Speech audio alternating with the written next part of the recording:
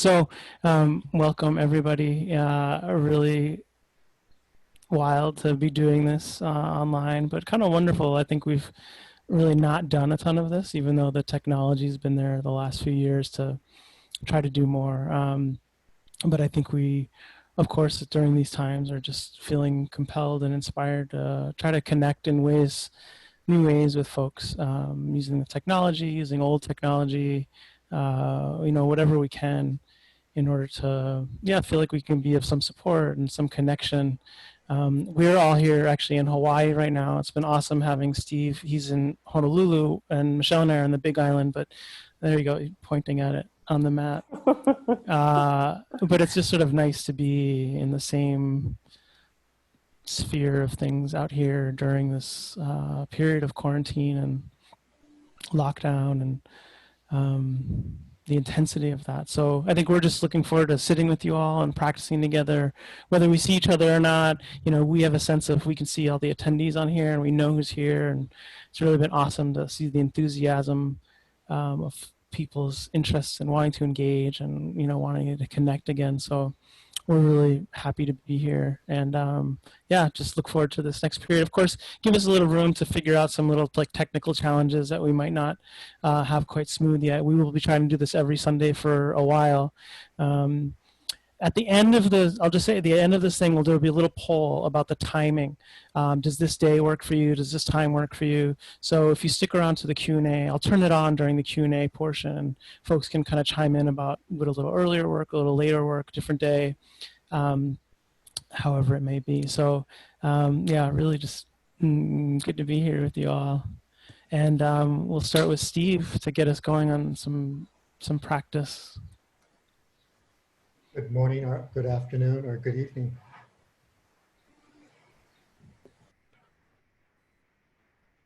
I hope you have a safe and comfortable place where you are right now for the body and the breath to show us the nature of things. Doesn't matter what posture you're in, as long as you feel balanced and present, open, and physically at ease as best as possible. And when you're ready, you can just softly close your eyes. And I'd suggest just begin with a few deeper breaths, like full body breaths. So you feel the energy going right down to the base of your belly. 2 or 3 times. And then just have a body sense, bodily presence sense. Feel the top of your head, the crown of your head and the sides, and your face, features of your face, and neck, shoulders, upper back, and chest. Just moving down to the lower back, into the belly, into the hips. Aware of your legs. Just the sensations all the way down to the toes that you feel right now.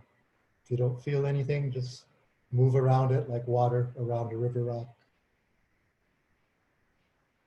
Everything else is just like the breeze. Let go. Nothing to hold on to, nothing to do.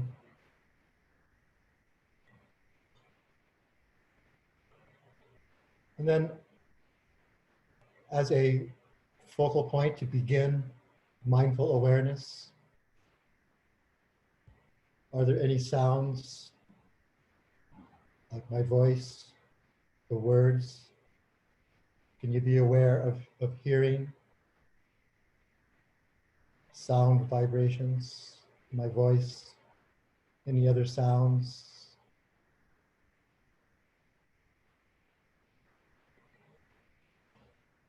Any visual images? Just checking in with the senses, the body and the senses. physical body sensations, sound vibrations, visual images, scent or taste.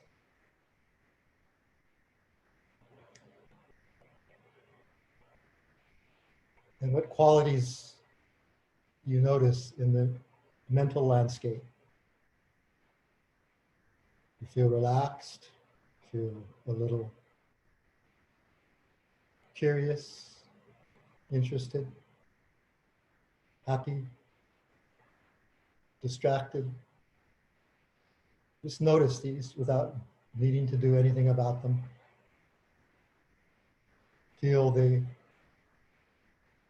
arising momentary presence and disappearance of the sensations, sounds, the images.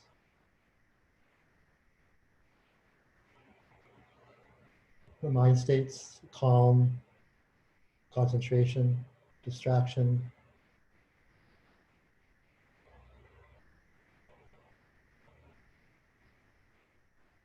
Now look to the body to see what is the most constant presence between the bodily sensations or the movement of the breath, where you can align, synchronize the awareness with that presence, with those sensations, the global awareness of the whole body energy field, or a moving target like the breath, which is continually changing, the minutia of sensations appearing, existing, vanishing. Just notice it. It all happens by itself. Don't really need to work at it. Don't really need to look.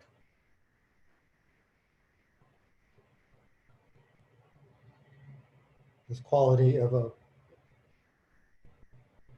pre-verbal, pre-thought, relaxed awareness is just settling back. And the experience does everything else, the sensations, the images, sounds, qualities of heart.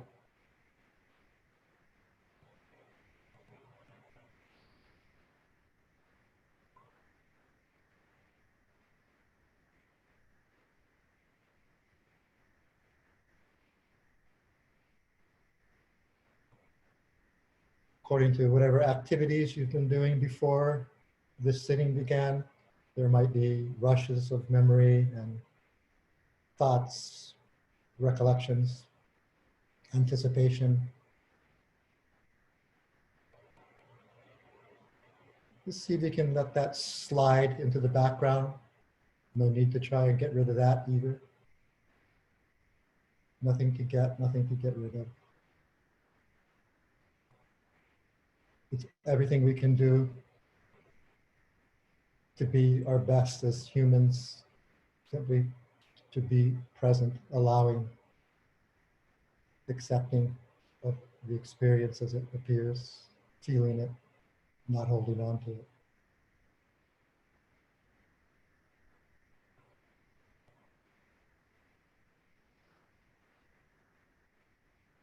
Body or the breath is normally a constancy with those sensations. We're just there from our sitting posture, or if you're lying down or standing. And with the breath, continual movement somewhere in the body, the chest, the abdomen, nostrils.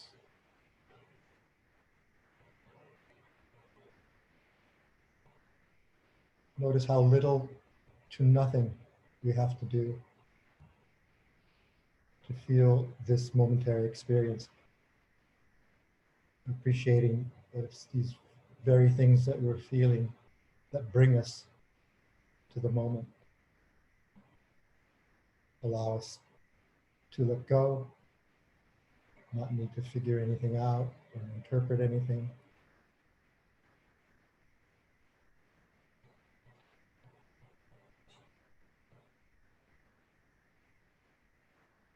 profoundly relaxed, doing nothing with full commitment.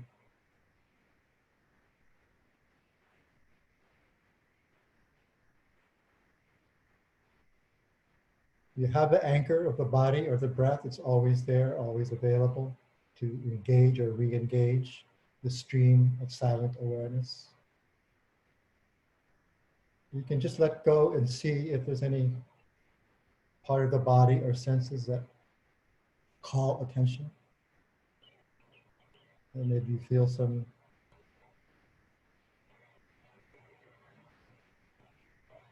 dominant sensations in the neck, shoulders, face.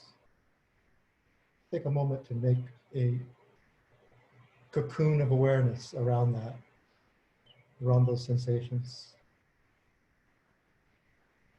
No effort to change,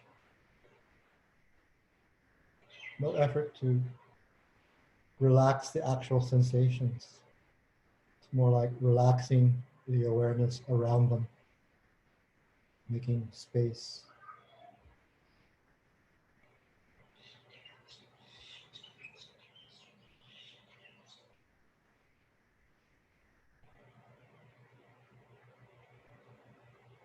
Trust your experience. You've all been practicing for, most of you, for quite some time.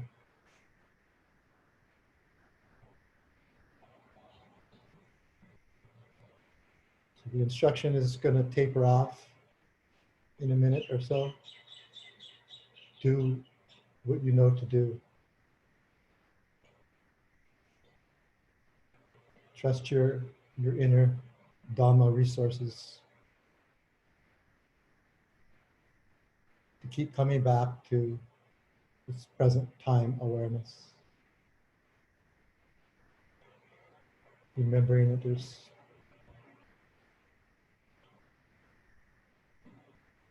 nothing we need to do with the thinking mind. We can relax that with the conceptual mind. We can relax that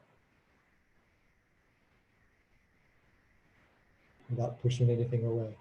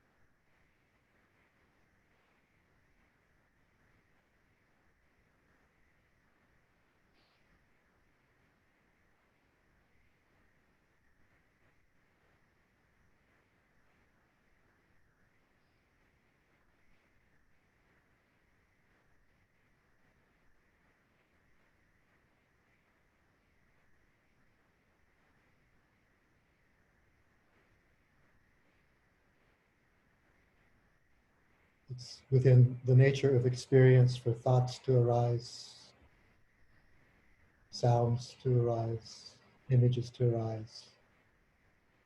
Notice how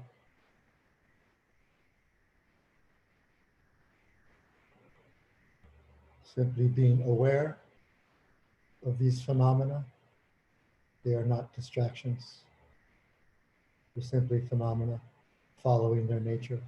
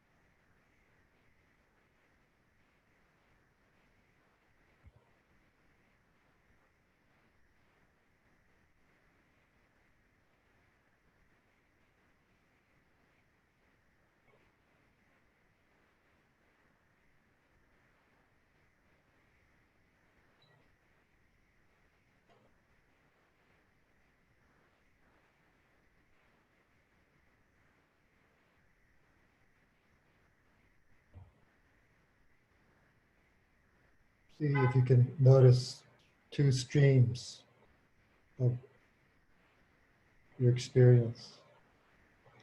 What's happening in the body or senses, sensations, sounds, thoughts, mental moods, and the awareness, the knowing of this experience. Just these two things.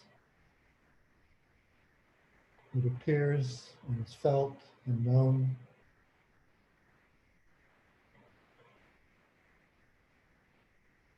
Seeing it drop away, and then again, the experience,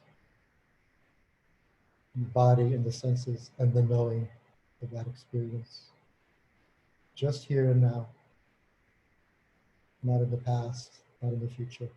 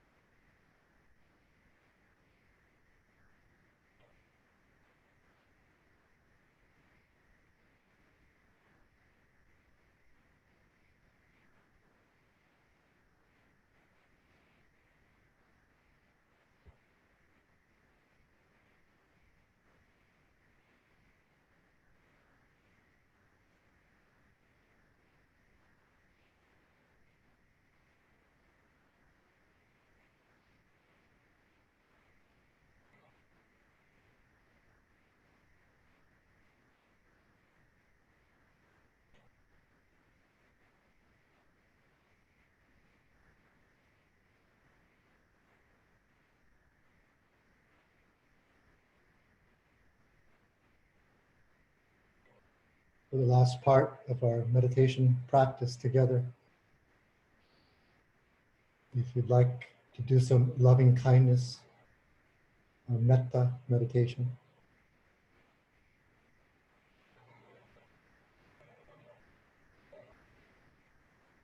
perhaps you'll find it helpful to put your attention or awareness around the area of your heart center, solar plexus. You put your hand there if it helps to feel the contact and the warmth. Or just press in on it a bit to feel the contact, the warm pressure, the kindness.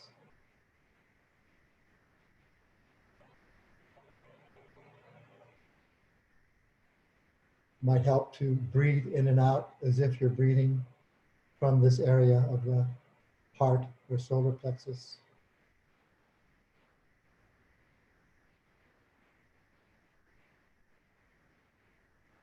And begin, if you can, with loving kindness for ourselves.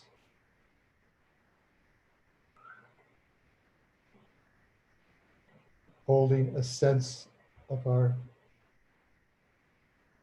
body, mind, heart,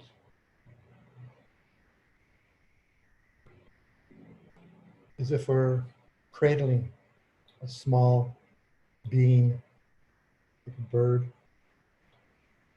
just protecting it, caring for it,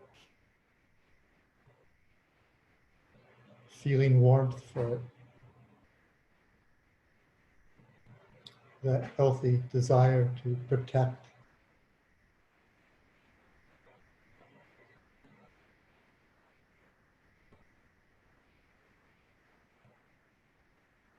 And extend kindness, care.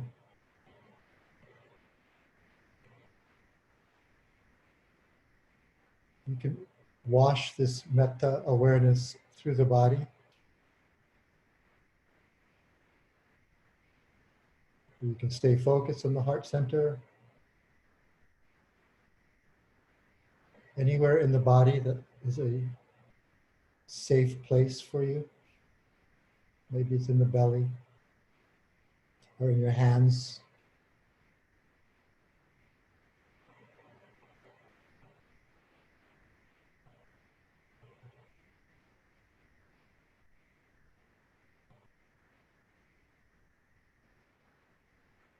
Or maybe it's a place in your mind, special place, sacred place that's safe. Anything can be a touchstone for our loving kindness. And then from there, just receive it.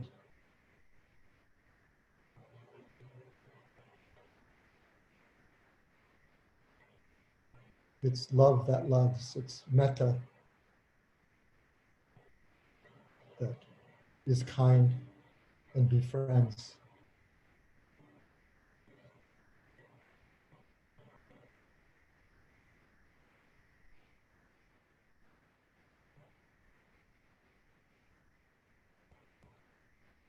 And if you find it helpful to wish for ourselves that we be safe and protected from inner and outer harm, fear, anxiety.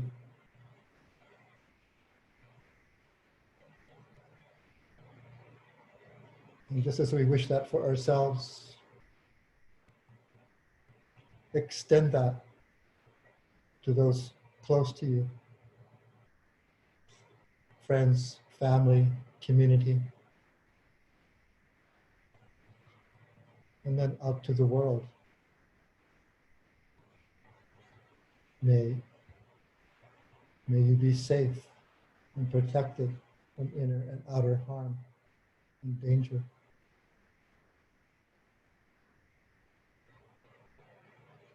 And then again, receiving for ourselves.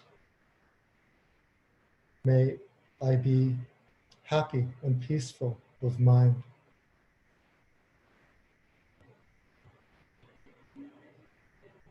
And feel that emotion of deep heart happiness.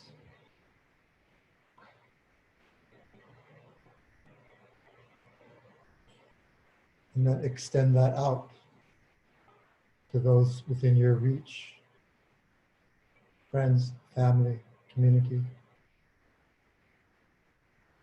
and our world.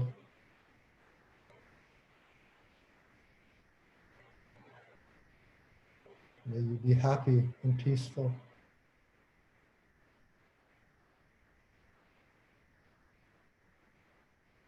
Even in the midst of the turbulent storms.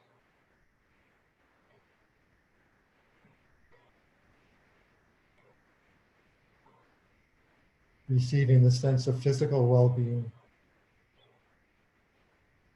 May I be healthy and strong of body.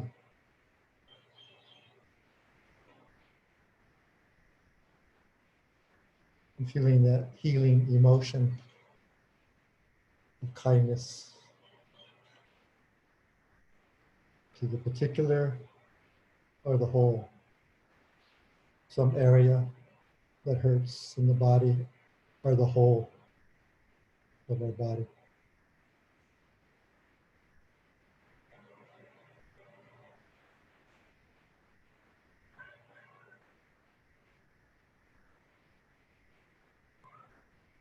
And lastly, the lens, the metta lens through which we look and receive the world.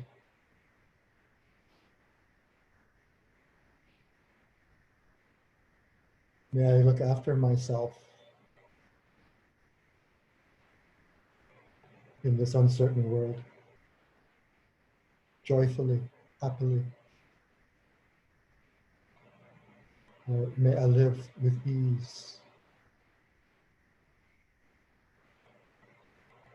And then likewise extending that to those around you, close to you, friends, family, community. And all those in the world who we likely all feel very close to at this time.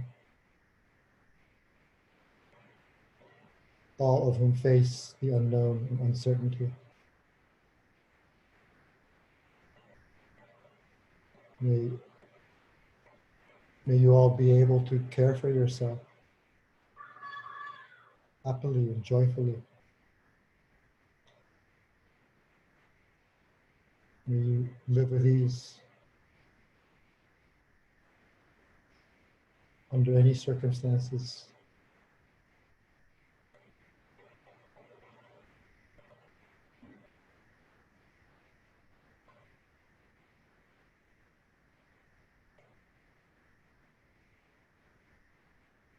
And finish the last couple of minutes together, seeing if you can identify in your body or mind, imagination,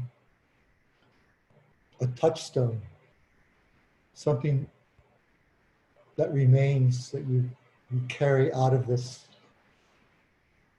afternoon or morning or evening of practice. The heart center, perhaps your hand or hands, or an object, or a mental image, a place, a memory. That's your go-to place to feel safe and connected. To come back to the moment, or to call up loving kindness.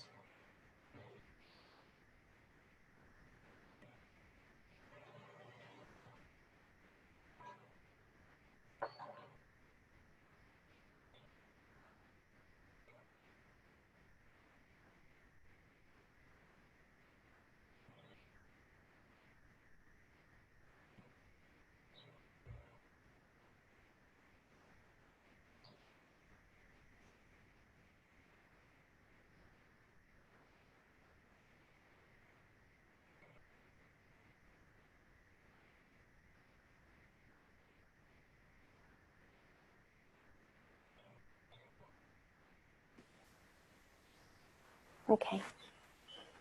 Good luck. Thank you.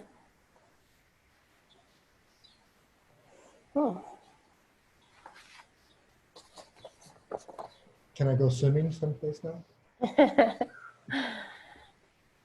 Not too deep. Not too deep. Some great trenches out there.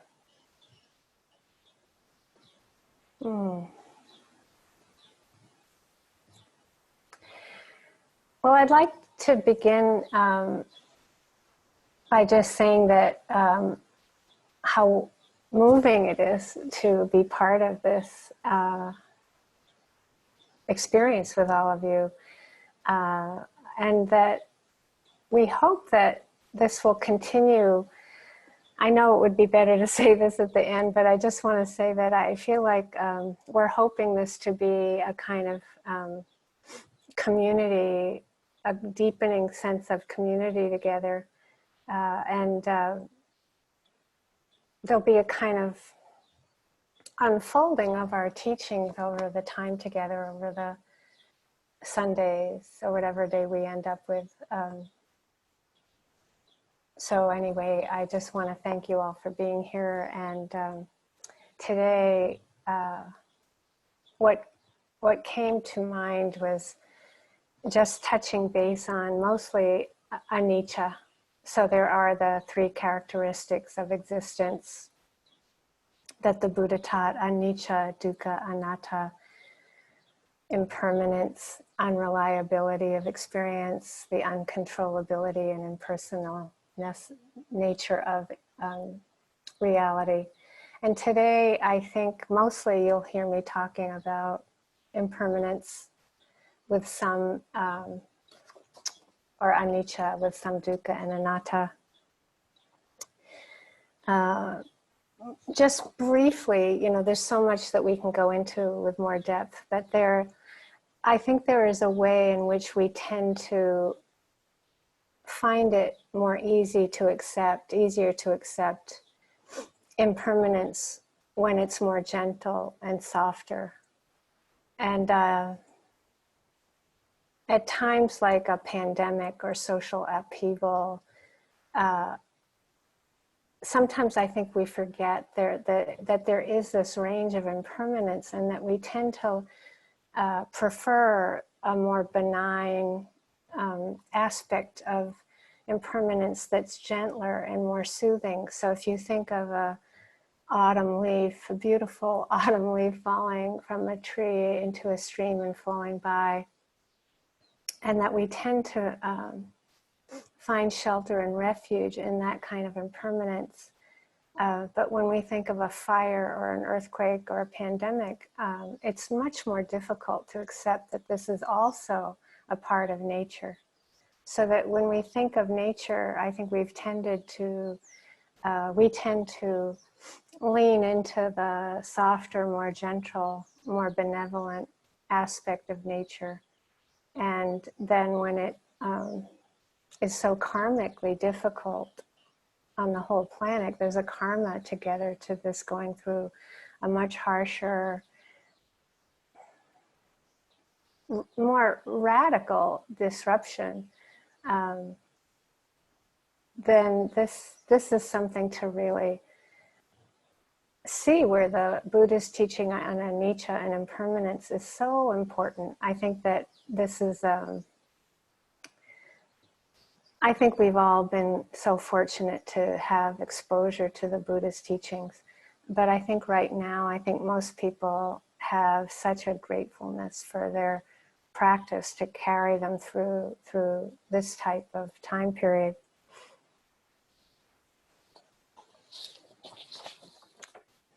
So I might go back to that, but for now I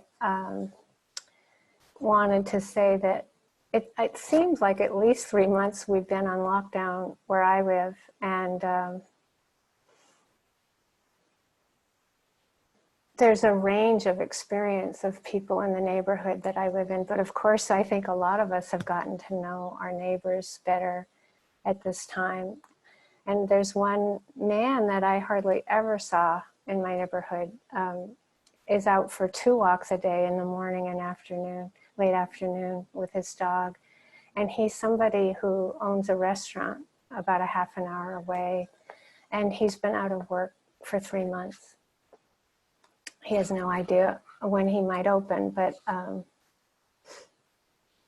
not even sure he will. There's so many restaurants that have closed for good.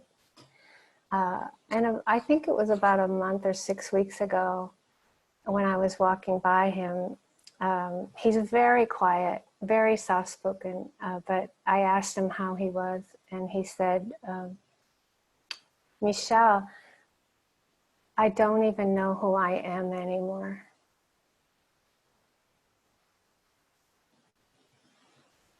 And I just felt like that said it so much of what's happening now, that there's a sense that so much loss, and that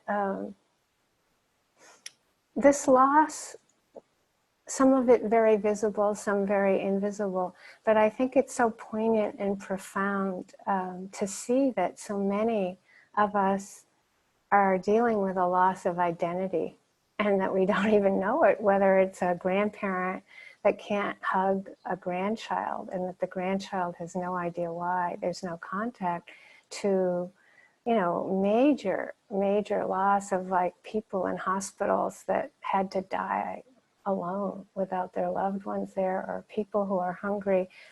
It's so vast, this loss. And I think that what I wanted to try to touch on is just how disorienting this is, and that it could be that you're one of the fortunate people who haven't had so much of that, but you can't keep from, I think, being in a kind of shock if you even look at the news, that it's so outrageous. The news is so outrageous. So there is a kind of way that the world has become much more unrecognizable to us on so many levels, including, I think, the uncontrollability of others' behaviors. I think that to include that in that range of, I think it's too simplistic to say that it's often the kind people who get kinder, and the more troubled, less kind people get less kind. That's very simplistic. But I'd like to touch on how easy it is. It seems to be, for most people, more easy to lose it, including meditators. So yes, it's great to have a practice. And the sense that I really appreciate about this time period for myself is that I see that often I'm walking around in a kind of shock or numbness that I don't even recognize at first, but then some kind of intense emotion appears that, again, it's like, it's so much more intense than I'm used to something coming up. And then I kind of, in hindsight, I look and say, oh, I've been kind of shut down, and the bubble bursts, and I appreciate it. And there doesn't seem to be any particular reason for that, other than, I would say, when I give myself some space. And so, like, say I go for a walk and I give myself alone and silent, I give myself some space to kind of go along, and then finally something shifts in me, and it's like my heart melts. And I'm not saying this is everybody's experience, but certainly I would say that if you find that happens for you, that there's nothing wrong. As you know, a lot of our teaching is that we say, oh, of course. So if you feel more numb than usual, or more like in shock than usual, it's like, of course, it's the heart is protecting us. Or if there's more resistance, or then I think that I often will feel this kind of wordless sadness, as there is so much grief. And then I shifted to a kind of, oh, okay, like, I'll abide in this kind of wordless sadness, that it's okay. So the teaching, and we all know this, but it's that recognition of wherever we're at, that recognition that, oh, it's okay to be a little depressed, or very depressed, or outraged, or sad, or really just vulnerable and afraid.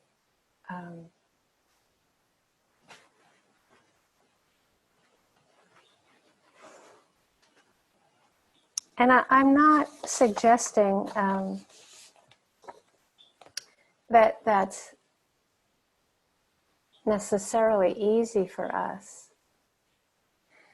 I think there's a paradox happening now of this kind of more extreme shifts that happen for us, where we realize that the Dhamma is here for us. The Dhamma is an inexhaustible source of strength and goodness. It's always here for us. And also the pandemic is kind of this kind of pervasive energy as well. It's like a blanket coming down on top of us that sometimes makes it harder to access this kind of pure Dhamma, but also very motivating. It's very motivating.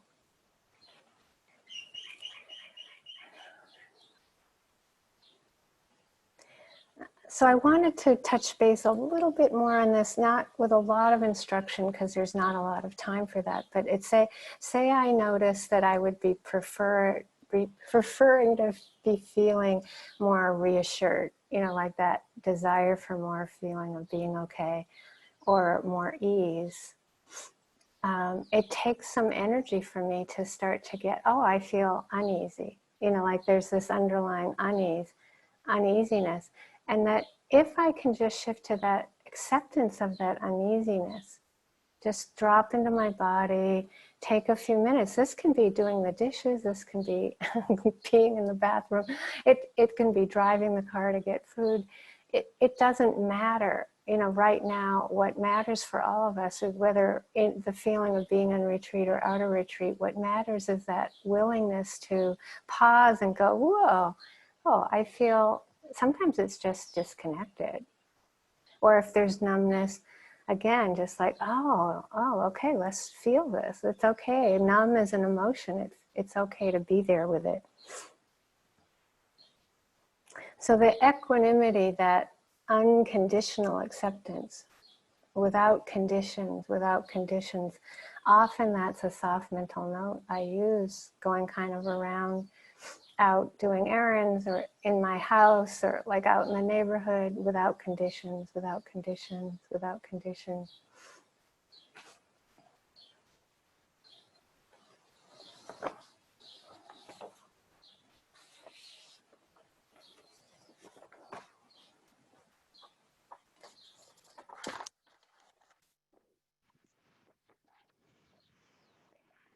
There's a book of journal of Henry David Thoreau's. It's a journal of his wildflowers, and there's I like to open it to the date sometimes of present time. Now this is tomorrow, it's May 25th, 1851. Just a journal entry. Notice what I think must be a young poison sumac, abundant by the roadside and woods, with last year's berries, with small greenish yellow flowers, from 1 to 2 feet high. What is it? What is the orange yellow aster-like flower of the meadows now in blossom, with a sweet-smelling stem when bruised? What the delicate pinkish and yellowish flower with hoary green stems and leaves of rocky hills?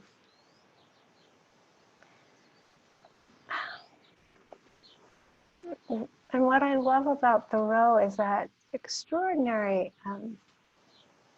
and inspirational interest, like his interest in the smallest little teeny bud or flower,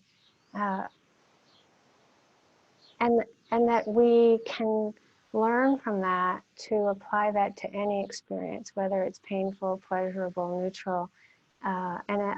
We have to remember that it takes energy to be interested. It's like, how many of us are really interested in this pandemic and the range of ways that people are responding well or reacting with much more difficulty. It's like, it's hard to get that. And if you look again at the Buddha's teachings, it's like, well, where does that come from? Well, it comes from courage. There's that courageous energy, that factor of enlightenment, where we have enough energy to suddenly have that non-conceptual dropping into what is happening, that acceptance of what is happening, and then that shift to being interested in it.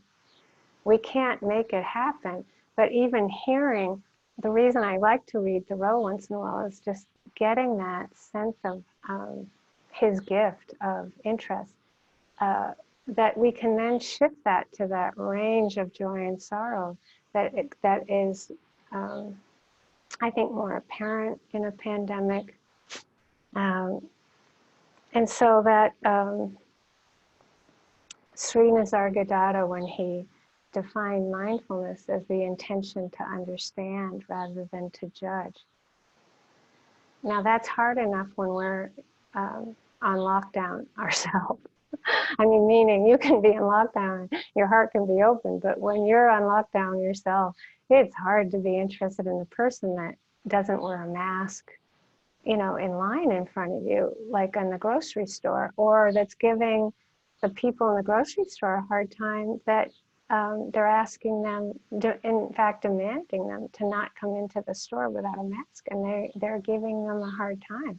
It's like that's normal behavior right now, and so I try to like learn to apply what Thoreau does, and he's like, okay, you know, what is it? Why isn't that person wearing a mask, but without judgment? Or why is that person wearing a mask without judgment? Just to find that place of, oh, I wonder why, without the judgment, without necessarily trying to figure it out, but to start to feel that we all have these parts of ourselves.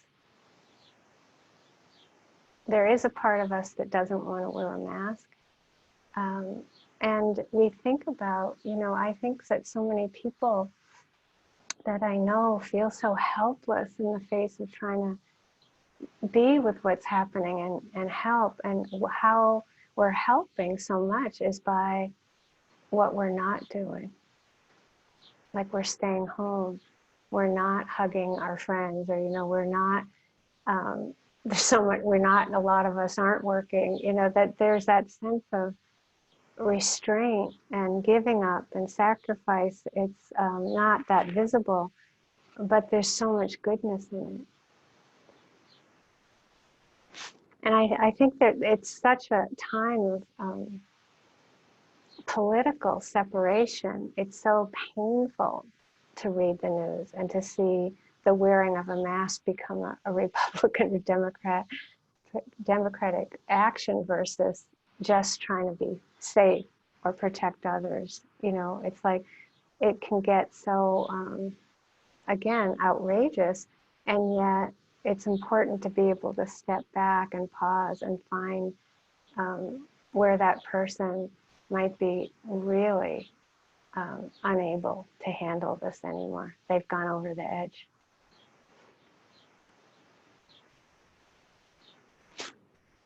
So that's where I'm trying to make sure of the time. Okay.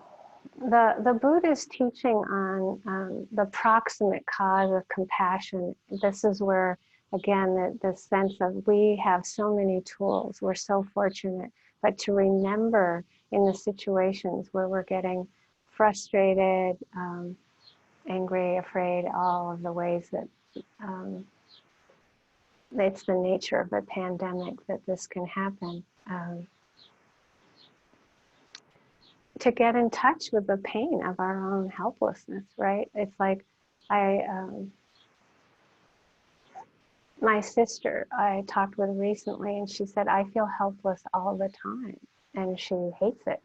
She's not interested in it, right? But it's like if you can shift to remembering that the Buddha taught that that's the ticket, that's the key, that's the golden key to the appearance of compassion, caring about pain. And whenever we're going through, again, the unlocking of the heart and actually able to melt enough to feel our emotions when they're difficult, of course we have to feel compassion for ourselves first. If we're judging somebody else, then please try to go to yourself first and see how painful that is. And feel the caring about the pain yourself, or like when Steve was instructing them loving kindness, to see if you can, even if you have to press hard on your heart center to find your heart, and to see if you can experience any kind of tenderness and care and connection with yourself first. And then it can spread to another. It's like when we understand how difficult it is for ourselves, then we usually will be able to understand how difficult it is for another. And I feel like this is where the equanimity practice is so important, that those two wings of the bird, the compassion and the equanimity, that unconditional acceptance of how things are. So when we see somebody doing something we don't think they should be doing, and we shift to caring for ourselves, caring for them, but then the acceptance that we are going through a deep karma on this planet together. Kamasaka, it's just like, we have to kind of get that we all took birth together at this time period. We're all living through, we have to live out the karma, and how do we want to be with it? And I think most of us want to bring as much learning, to learn how to do this well together. And it comes usually from taking the time to be quiet like we are now, and gaining that inexhaustible fountain of strength from the Dhamma.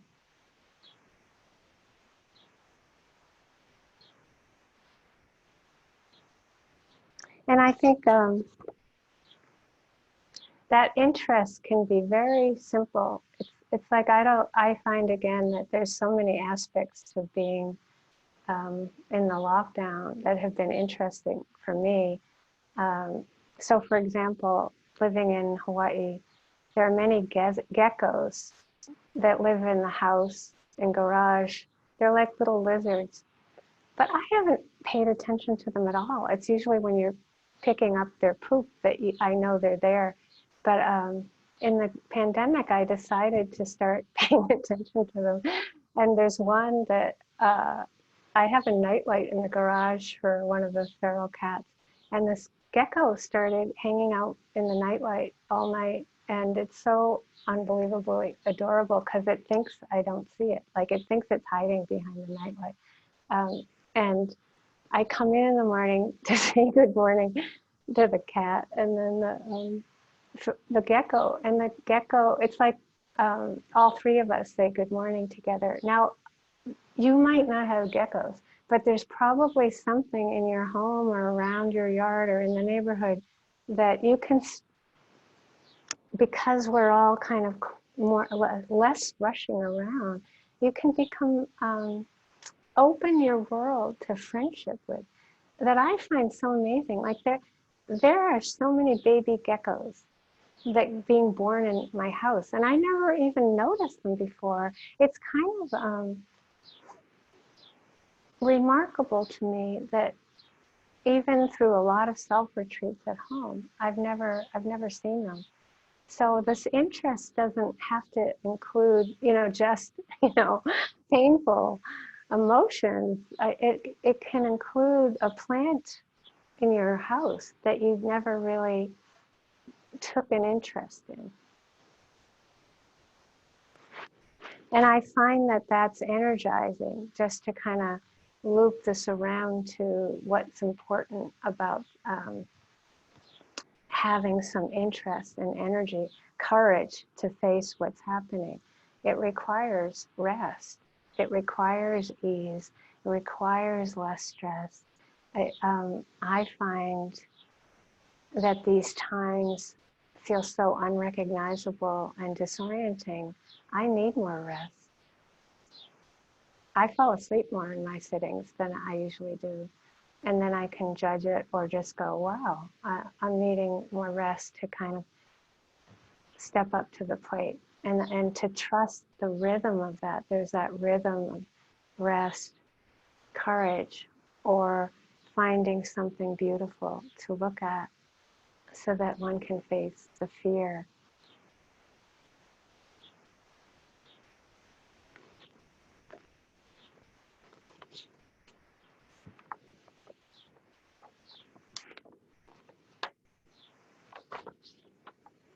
And just lastly, there is that last phrase of the metta phrases, Sukhi Atanam Pariharantu.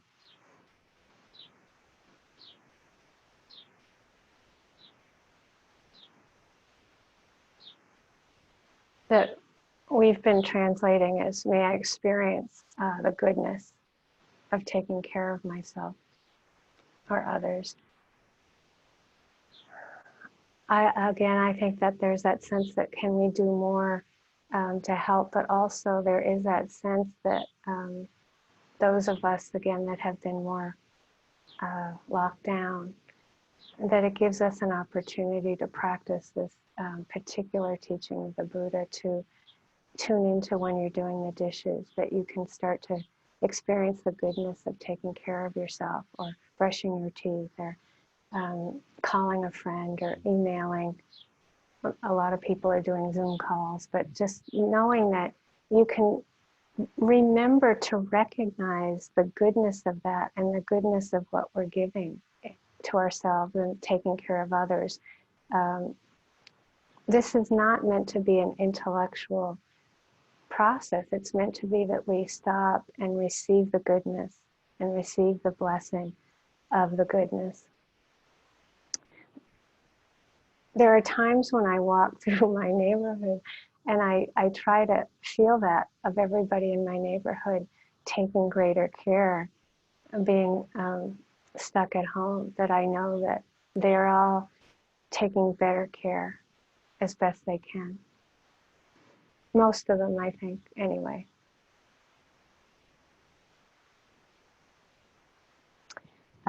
So I'd like to end with a little story of my neighborhood. I guess, I have a lot of neighborhood stories, of course. Out on the Vipassana Hawaiʻi land in North Hawaii, about 30 minutes from where I live, we planted a lot of banana trees and other avocado, breadfruit.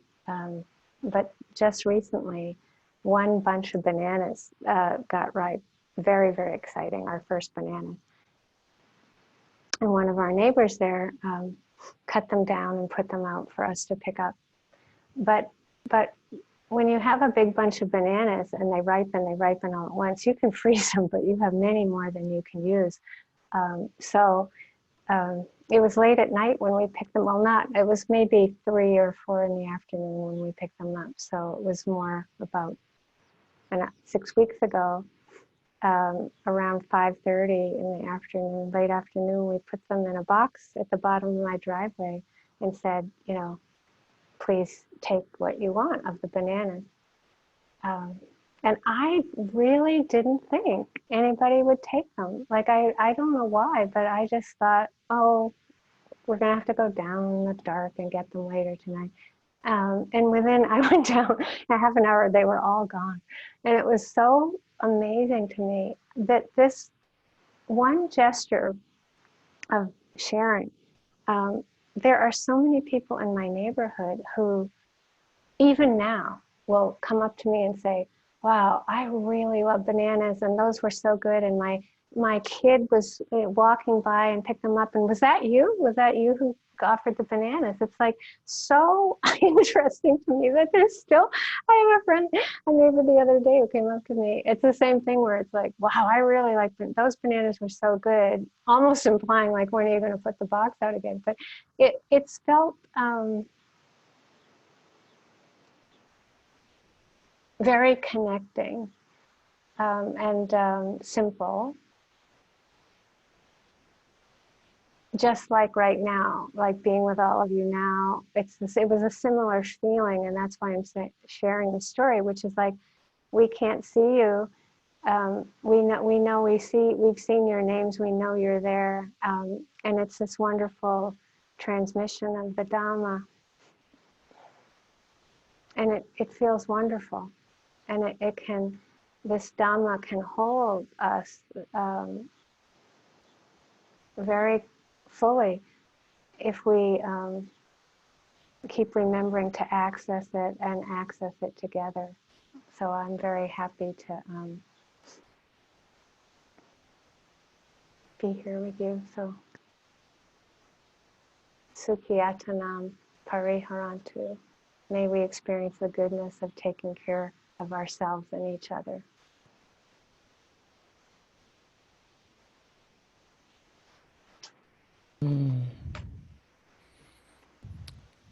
Beautiful. Thank you, Michelle. Thank you, Stephen.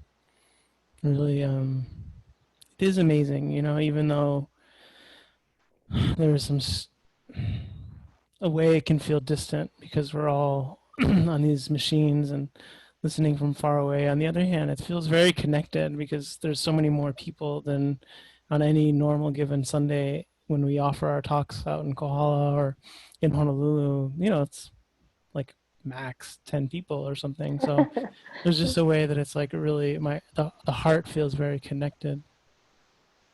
I think maybe before we even move on, I just want to quickly read everyone's first names who are with us right now in case anyone has to go. At least your voice is in the circle. There's a few people who've had already, but I'll just go quickly. Yoshi, Sun, William, Vicky, Trey, Tracy, Tim, Thomas, Tanaya, Tad, Susan,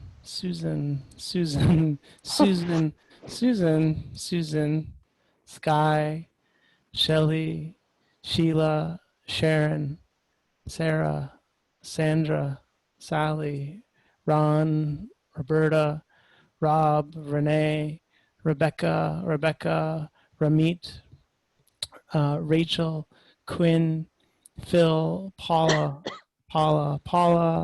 Patricia, Pat, Nina, Molly, Michelle, Mia, Maureen, Matt, Mary, Mark, Margarita, Lucinda, Lorraine, Lizanne, Linda, Leanne, Lawrence, Larry, L.I.U., Kim, Kelly, Kay, Karuna, Karma, Karen, Julia, John, Jocelyn, Joan, Jennifer, Jean, Janice, Jane, James, Jacqueline, Ingrid, Howard, Holly, Heather, Harry, Gordon, Gabriella, Gabriel, Eva, Etsuku, Eleanor, Iswar, Denise, David, Daniel, Cynthia, Chris, Catherine, Carol, Bruce, Bridget, Brett, Bonnie, Billy, Beth, Barbara, Audrey, Arlene, and Andrew. And it's wonderful to see all your names and to know you're here with us. So for this next part, there'll be just two things. One is I'm just going to turn on this poll, and it'll just be kind of running in the background. Anyone can do it at any time. And it's just to sort of get a sense of how does this time work for everyone. Actually, next Sunday we'll almost definitely have to do it at a different time. But we just want to get a sense of, like, does this time more or less work? So just know that there's a little button under your picture somewhere that should show a poll. And take a look, and you can add your preference. And then now, we have some time for questions, and we'll have some time for our answers. The way it'll work is that if you have a question that you want to ask, we just ask that it's called, raise your hand. So, I don't know, Michelle and Stephen, you guys had to do that yesterday. Where's the button on their screen to raise their hand? And Steve, you're still muted. I'm having the poll kind of out in front. I can't get rid of it. But yeah. But do you remember where the raise your hand button is on their screen when you did it yesterday? Huh. Do you remember yesterday when you... Yeah, yeah. I do remember. I remember yesterday, but I don't remember. Oh, there's also someone calling in on an 808 number, a local number, but we don't have their name. Well, okay, well, anyway, there's a button somewhere on your screen to raise your hand. It's in the bottom next to chat. Thank you, folks. So you can raise your hand if you have a question. And then what I'll do is I'm just going to go in the order that folks have raised their hand, and I'm going to click when you're ready to talk. So here we go. Chris Kelly, you're unmuted. Oh, except yeah, there you go. You have a question? Okay. Hey, Chris. More of a comment and a thank you, a gratitude. Also, I clicked the raise your hand button to try to figure out how to do it. And I'm calling in on an Android cell phone, and you just touch the screen and the button appears, but Yeah. the rest of the time, the button is invisible. So learning this technology has certainly been interesting. But I just wanted to basically say thank you for all of you being here and putting out the effort. And I'm appreciative. That's it. Thanks. Thanks, Chris. Thanks. And then we have, oops. Okay, here we go. Amy Lafayette has a question. Hi, Amy. I didn't have a question either. Oh, you raised your hand, knowingly or unknowingly. I just was like shaking my hand. I think I hit it like 3 times in a row, but so sweet to see all of you. Thank you. Yeah, thanks, Amy. Thanks, Chris. Okay, Quinn has a question. Quinn, are you there? Can you hear me? Yeah. Okay. Well, Michelle, Stephen, Jesse, it's so wonderful to hear you and to see you. So what's so bad about the pandemic? It brings us all together. I don't see this as social distancing. We're closer. So thank you so much. So this is not a question. That's great. Thank you. Michelle, you hear me? No, cannot. I could A little hear bit. Yeah, we can that's hear Tang, Tang. right? Hi, Tang. Yeah, that's Tang. That's fine. I hope you feel better. Can you talk to me about Dhamma close to death? Dhamma. Close to death? Yes. I didn't hear what? The Vietnamese. Talking about Dhamma close to death, when someone's close to death? Right.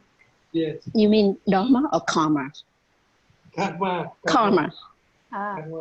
Karma. Well, that's why it's so good to do Sukhiyatanam Pariharantu. I think of it like in kind of like the old days where I grew up, you'd hear the expression, say your prayers before you go to bed. But it's like there's some way in which the Buddha taught that remembering the good deeds that we've done is really important. And especially if you don't practice it before you're almost dying, then there's not much of a groove in the mind to do it. But the most important thing is if we're dying, if we can't do it, that somebody else tells us the good things that we've done, like actually that we can at least hear it. The Buddha considered it so important that we actually do some things that we can remember, but also that's where the teaching that the Buddha gave on kama or karma is so important, that the only thing we have when we die, we can't bring anything with us. Anything we have accumulated, relationships, things, all we have is our action. And so that it's never too late to practice. That's why, even the story of the bananas, but anything that can uplift our heart. And maybe we give a check to the food bank, or, there's something that we can remember each day that we do, something that we can remember before we go to sleep. That's considered really important. Now, I know you might have asked that you might not have meant that, and I'm sure Jesse or Steve might have something else to say, but it's a very good question.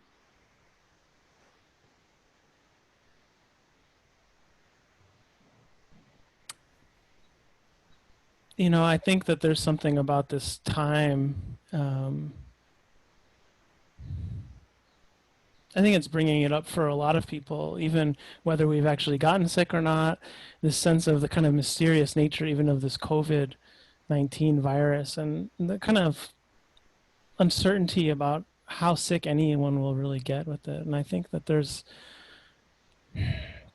this spring, earlier this spring, I started reading these death poems by all these Japanese poets, you know, and it was kind of amazing to read, both because some of them were so beautiful and powerful, but also to see the culture around it, that it has long been a thing to like write a death poem, and that many people don't write them in their last moments. You know, they're they spend years writing their death poems, and so some of it isn't quite so spontaneous. And then the sense of when we're really up against it, how are our minds really going to be when we're faced with the possibility and that the vulnerability of the reality of our mortality. I got very sick this spring, and I just it was like about 6 weeks of really profound difficulty breathing. It's a long story. They wouldn't test me for the COVID. I did get the antibody test last week, which came back negative, but it was quite bizarre and really humbling. And I think there was something about just that recognition of just the arrogance of health, of healthfulness. It's almost, I don't know if it's just unavoidable or not, but there's something about when you really get sick, when you really are humbled and your body does not work how you want it to, and you're really faced with the sense you might not get better. You know, we're so used to being able to feel like we're going to get better.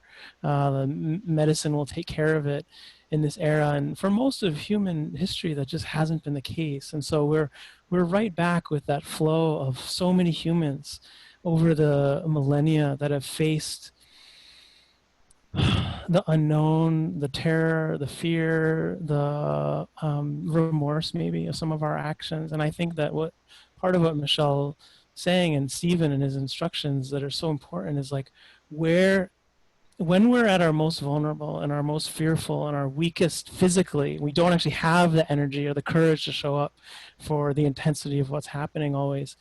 Where can we find refuge? And that, I feel like that exploration is important for us all the time, but especially in these times of crisis and when we're really face to face with our mortality, of like, where can you find a sense of safety, of tenderness of heart? Maybe it's in the breath and the body. Maybe it's in just cultivating loving kindness. Maybe it is, as Michelle said, having someone else offer you loving kindness, listening to some chanting, looking out the window at the birds, like finding some refuge for the heart that's a wholesome refuge, is a relief, and will bring the strength back so that at times we have the courage to face it, you know, to show up for the inevitability of our death and the unknown of that, the fear of that, and all that might come with it. But that we don't always have to stay in the fire of it. When we're strong and the mind feels clear and we're capable and we have love and like we can do it, great. But when we're not and we feel terrified and we feel weak, there has to be that permission to withdraw, to hide, to be nurtured. And whether that's something internal, external, a lot of the practice is finding that.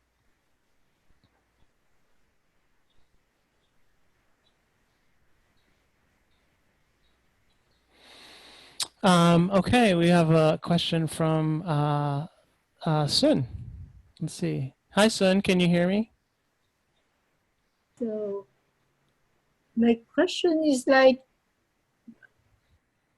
I feel like I'm geared to help people, but then when it would be to know it's too much to want to help and when to stop.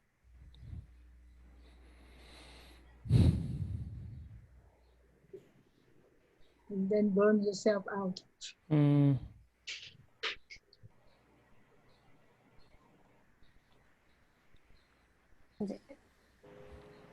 Steve? Yeah. You want it? Yeah. Sun, what do you do when you feel stretched beyond your limits? Do you just rest, or Do you go for a walk or go swimming? What do you normally do when you feel like you don't have the resources left to do, to be of help?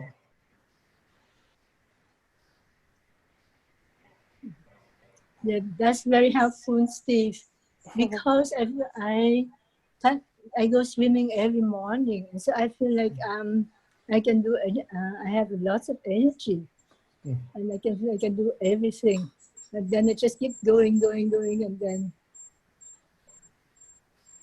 when at the end of the day, I feel like I didn't have enough time to think of myself, to take a break. So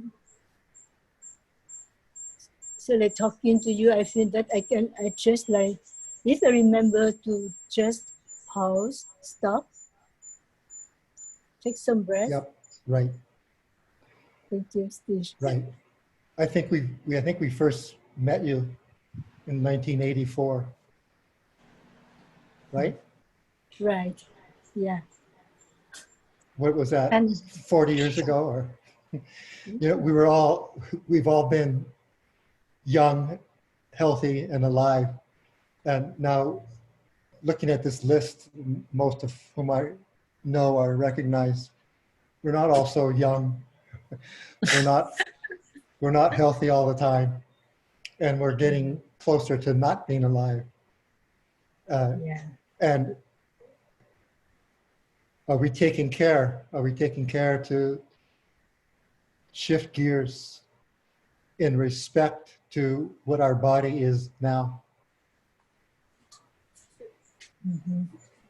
For one thing, it's a lot wiser.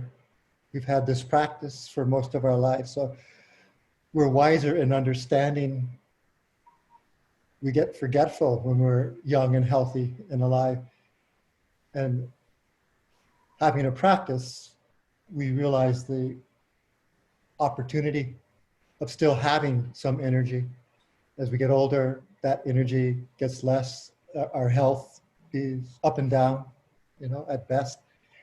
And friends and acquaintances, people around us, you get sick and die. And we witness that. Right? right, yes. So, which reminds me, Von Reps, when did he die? Paul Reps, Yeah, I the think Zen, 1995, 1995. 1995, I think. Yeah. He was 95 years old, and it was somewhere around the mid-90s that he died. I remember you telling wonderful stories about Von Reps. I still tell them. They're about the only ones I still remember. Maybe you can post one of your favorite story about him. Yeah, he says, Maybe next Sunday. yeah. I'm staying in his room.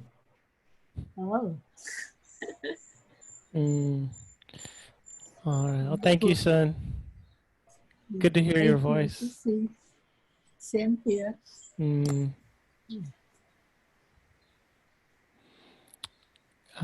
Okay, there's a question from Beth Balsamo. Hi, Beth. Oh, let's see, Beth, you're muted right now. You're gonna have to unmute your speaker. Okay. I didn't actually push the button. I guess I did somehow, but I'm really thankful to sit with everyone and to hear some of my favorite teachers in the world talking in my ears again. It's beautiful.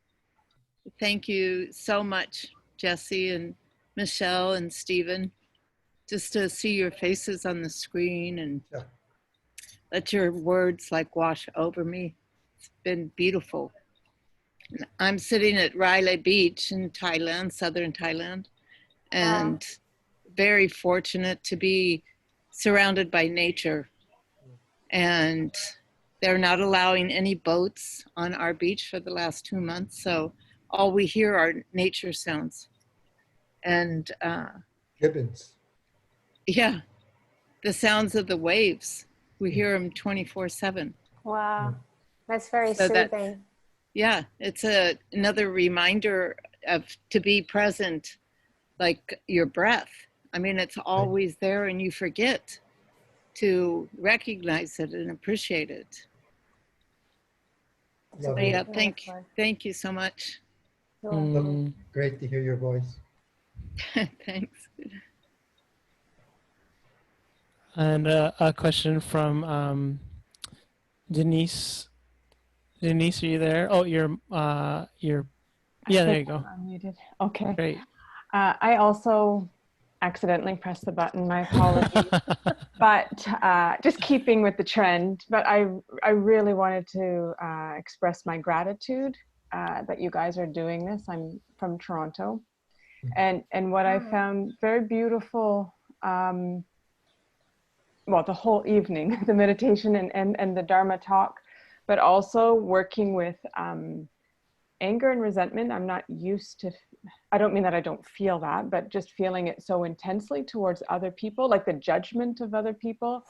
I work in a hospital and I'm with the suffering every day, and not in the medical, but mental health. And I see our nurses. So what I'm struggling with is seeing people maybe not wearing the mask, but having big parties or stuff like that. So your words were very encouraging, because there was a lot of judgment about my judgment. Right. So it was just so beautiful to hear that, because I've been working with it and being curious, kind of going back on previous teachings, but it was so beautiful just having that reminder. And it was so reassuring to hear that I'm not the only one feeling that way, even though intellectually I know, but it was just, anyways, I'm so grateful. So thank you very much, all three of you. And the same, everybody else who's on the call. I guess am I unmuted? Yeah, you're. Yeah, okay. I just want to reinforce what you just said for everybody, that for mostly what I'm hearing is that people are very surprised at how primally they're reacting at times, and that it's kind of a shock, and it's really important to see that we're all in the same boat, and it's causes and conditions, and it's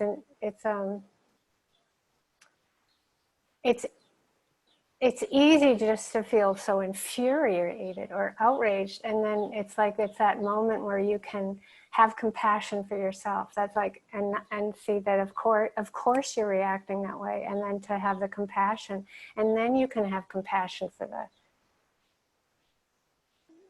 very naughty people. Yeah. I mean, I think it's also related to what Sun was asking around. Yeah. You know, it's like we try to work from our place of goodness, and then at some point we'll hit an edge, you know, because we're tired, the energy runs out, and then, you know, our motivation is coming from, you know, lower place in the tank, you know, a little more gristle, a little more stuff in there, and it's like, where are we aware of that? You know, do we start to see how, okay, yeah, the flavor of our mental state, our mind state, our aversion, our, you know, like, that has something to do with our energy. And if we had more energy, actually we might have more equanimity, we might have more genuine interest in the thing. And that there's something very impersonal about that's actually just conditions. It's like you're working a lot, you're using a lot of the fuel of like the caring and the goodness of trying to help. And at the same time, you know, that we have some limited resource from that realistically. And then when you start kind of grinding out this work from a different place, it starts to wear on us, and we start to have a little more bit of that. And I think what's hard is where, you know, the degree to which we can maybe mitigate the intensity of our work, you know, if the helping of others is something where it's like, oh, we actually have the flexibility and the privilege to say, okay, I'm going to take a little more time for myself, I'm going to rest. Then there's like, that's like one whole way of operating and one whole sort of strategy. And then there's just times, especially in crisis, where some of us just don't have that choice. We're engaged in the work on a day-to-day, you know, more than 24/7. You know, we're living with someone who's not well. We have just, you know, mounds of responsibility that we can't just drop. that we just have to understand that there are still ways of taking care of ourselves in those contexts, but that also we have to have more kind of interest and compassion with our own minds and hearts, and the aversion and the sides of things that we may not like as much to come up, and have space for it and allow it, but also not be totally overwhelmed by it. You know, find interest in it, find some place of caring. Because I think there's a lot of folks in similar places.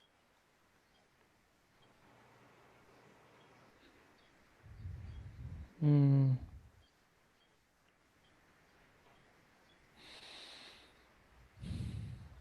Well, that's all for the hands that are up at this point, all the questions that people have asked. I know some folks are starting to need to leave. Steve, Michelle, Nice. anything else you want to offer?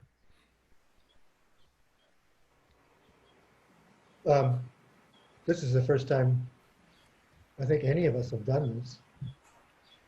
So I found it really fascinating to use my imagination. You know, the people I know, I can picture you someplace in the world where I've seen you before, the names I recognize. So I had this imaginary Sangha kind of right here with us. And between the imagination and the ears and the voice and the Dhamma itself, this has been extraordinary. I prefer in person, of course, but this has worked okay, and I feel good about it. Thank you for coming into our homes today, and to Hawaii or wherever you are in the world, to come into our presence. It's an honor, it's a privilege. Mm. Jesse, do you want to say anything? No, just I think in some ways this might just become more normal, you know, that we'll get more comfortable with it, and the sort of tech piece of it will be smoother for everyone. And but I think that it is really actually powerful and meaningful, you know, to be with everyone, especially in this time where there's so much distance and people can really feel isolated. And for some of us, that's more nourishing. Other people's, it's more alienating. But there's something about this that feels really great, and I'm glad that yeah. And we'll keep it going. We'll look at what folks said about the polls, and we'll be this has been recorded, and so we'll put it up online. It didn't work today with the Facebook thing.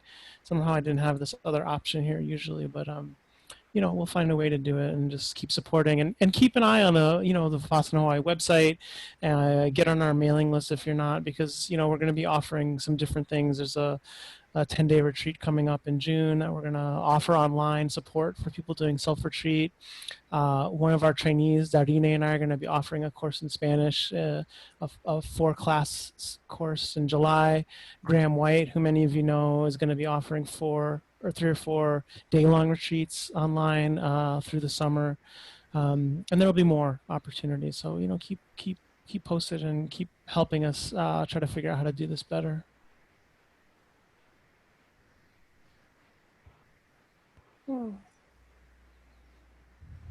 Michelle? Yeah, it's a steep learning curve for all of us, and it worked out very well. So I'm very happy about that. And of course, it would be great to be able to see you all, but just seeing your names was really moving. I have to say, you know, as Steve said, it's like you're all here in our hearts, and there's a wide range of people in Asia and North America. I don't know if anyone's in South America, but the Europeans are the ones that we couldn't get the time. You know, we did the time at 3 because we tried to get almost everybody in the world. But yeah, have a great week, and hopefully we'll be together a lot from now on during these times. Stay safe and healthy and protected. Take care. Lots of love to everyone. Yeah.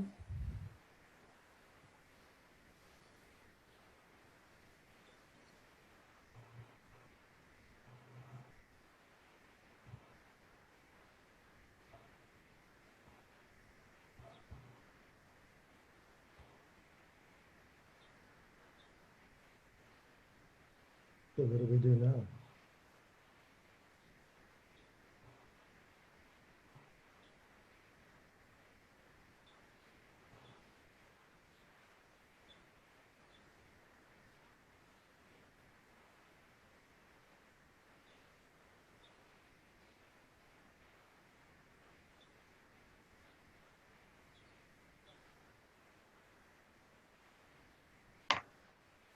Are we done? Is it over? I think so, right? It still shows 27 attendees. Oh.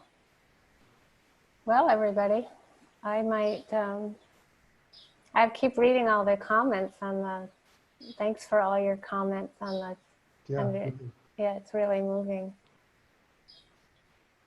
thanks. Sally and Shelley and Susan.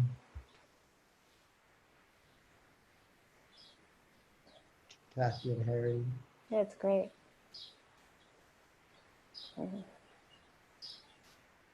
Sadhu, so yeah, this is great. Thank you. Lots of love. It's good to hear from you all. Kim. Sadhu, sadhu, sadhu.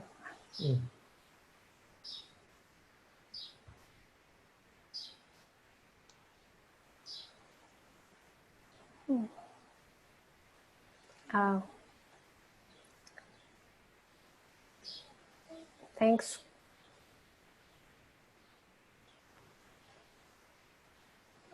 Oh, I don't know how to do that. Thank you, Quinn, for suggesting to remind about Donna. I think, thank you. Yeah, we'll, I think that Jesse was going to try to put something somewhere about Donna, so maybe it'll be on the next thing. I don't know, but yes, we really appreciate it. Thanks so much.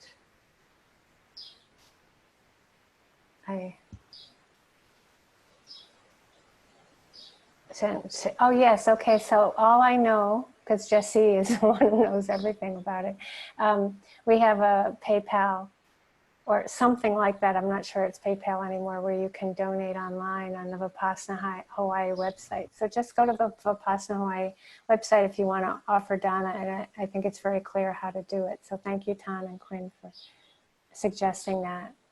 Thank you.